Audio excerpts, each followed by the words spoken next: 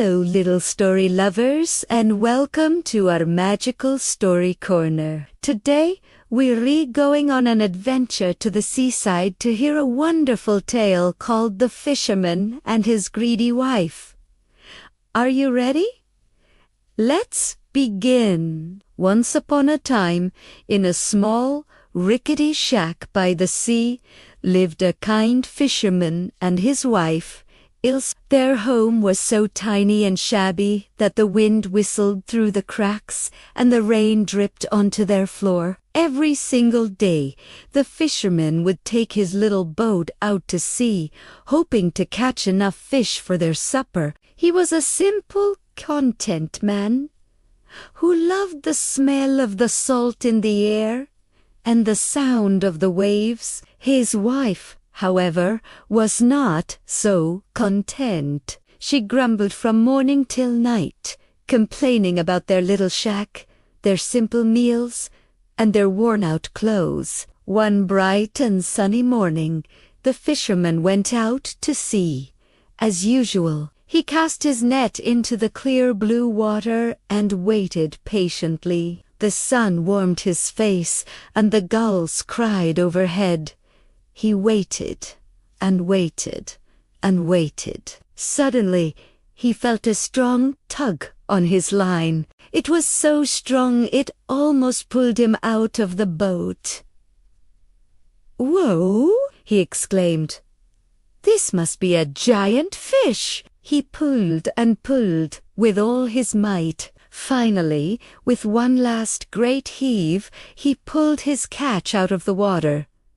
But it wasn't just any fish. It was a magnificent, golden flounder, shimmering in the sunlight. As the fisherman stared in amazement, the flounder opened its tiny mouth and spoke. "Please, kind fisherman," it said in a clear, tiny voice, "I am not a real fish. I am an enchanted prince. Let me go, and I will be forever grateful." The fisherman was so shocked he almost dropped the fish back into the water. He had never seen a talking fish before. Being a kind-hearted man, he quickly unhooked the flounder. "Of course, little prince," he said gently, "I would never harm a talking fish. Go on, swim free." And with a flick of its golden tail, the flounder disappeared back into the deep blue sea. The fisherman rowed back to shore, his heart light and his net empty. He couldn't wait to tell his wife about the incredible thing that had happened. When he got back to their little shack, he found Ilspill mending an old net, grumbling to herself. "Ilspill, you won't believe what happened today," he said excitedly. "I caught a talking flounder, an enchanted prince, and I let him go." His wife stopped her grumbling and stared at him. "You did? What?" she shrieked. "You caught an enchanted prince, and you didn't ask for anything. We live in this miserable shack. We have nothing. Go back this instant. Go back and ask for a cozy little cottage." The poor fisherman didn't want to go back. He felt it was wrong to ask for a reward. But his wife shouted and stamped her foot until he had no choice. So, sighing, he trudged back to the seashore. The sea was no longer calm and blue. It had turned a murky green, and small waves lapped at the shore. He stood at the water's edge and called out, "Oh, enchanted flounder in the sea, come, I pray, and listen to me. For my wife Ilspill, the willful one, wants something from you, and it must be done." In a moment, the golden flounder swam up to him. "What does she want?" the fish asked. "Oh," said the fisherman timidly, "she's not happy with our shack. She wants a nice, cozy cottage." "Go home, then," said the flounder. "She has her wish." The fisherman hurried home, and where their rickety shack had stood, there was a beautiful little cottage with a garden full of flowers and a neat little fence. Inside, everything was clean and new. "Ah," said the fisherman, "now we can be happy." But their happiness didn't last long. After a week, Ilsebill started to complain again. "This cottage is too small," she declared. "I am the wife of a man who can command an enchanted prince. I should be living in a grand stone castle. Go back to the flounder and tell him I want a castle." The fisherman's heart sank. "But Wafi," pleaded, "this cottage is lovely. Why can't we be content?" But Ilsebill would not listen. She yelled and screamed until the poor fisherman, feeling miserable, went back to the sea. This time the sea was a dark purple color, and the waves were bigger and angrier. He stood at the edge and called out his rhyme again. "Oh, enchanted flounder in the sea, come, I pray, and listen to me. For my wife Ilsebill, the willful one, wants something from you, and it must be done." The flounder appeared, looking less bright than before. "What now?" it asked. "I'm so sorry," the fisherman mumbled. "But my wife, she wants a big stone castle." "Go home," the flounder said with a sigh. "She has her castle."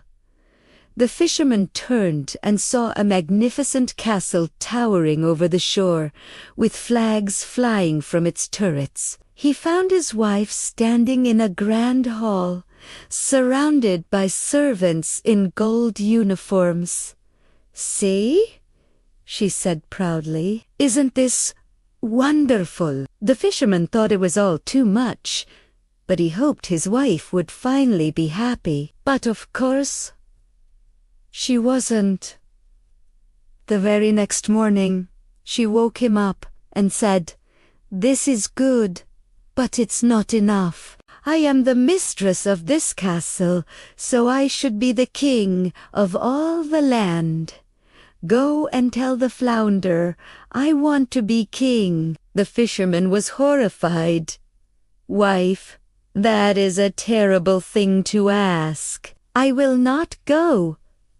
But she flew into a rage. "I am the king now, and I command you to go," she roared. With a heavy heart, the fisherman made his way back to the sea. The water was now black and churning, and a fierce wind was blowing. He trembled as he called out, "Oh, enchanted flounder in the sea, come, I pray, and listen to me. For my wife, Ilsebill, the willful one, wants something from you, and it must be done." The flounder appeared from the stormy waves. "What does she want now?" It boomed, its voice like thunder. She wants to be king," the fisherman whispered, terrified. "Go home," the flounder roared. "She is king." He found his wife sitting on a golden throne, wearing a heavy crown with guards all around her. She looked stern and powerful, but even this was not enough. The next day she declared, "I am king, but the sun and the moon do not obey me. I want to be emperor." The fisherman begged her to stop, but she wouldn't listen. So back he went to the churning black sea and asked the flounder to make his wife emperor. And the flounder did. Then she wanted to be pope. Back the fisherman went through a terrible storm, and the flounder granted her wish. Now Ilsebill sat on a throne higher than any other, with cardinals and bishops bowing before her. But her greed was a bottomless pit. She couldn't sleep. tormented by the thought that the sun and moon still rose and set without her command. Finally, she summoned her husband. "Go to the flounder," she commanded, her eyes gleaming with madness. "Tell him I want to be like God. I want to control the sun and the moon." The fisherman fell to his knees. "No, wife, please, anything but that.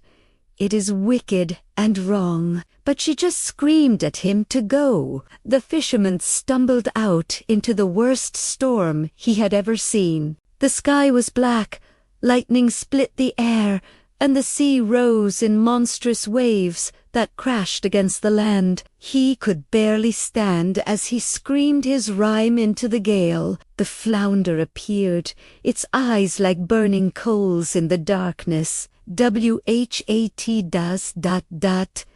She ...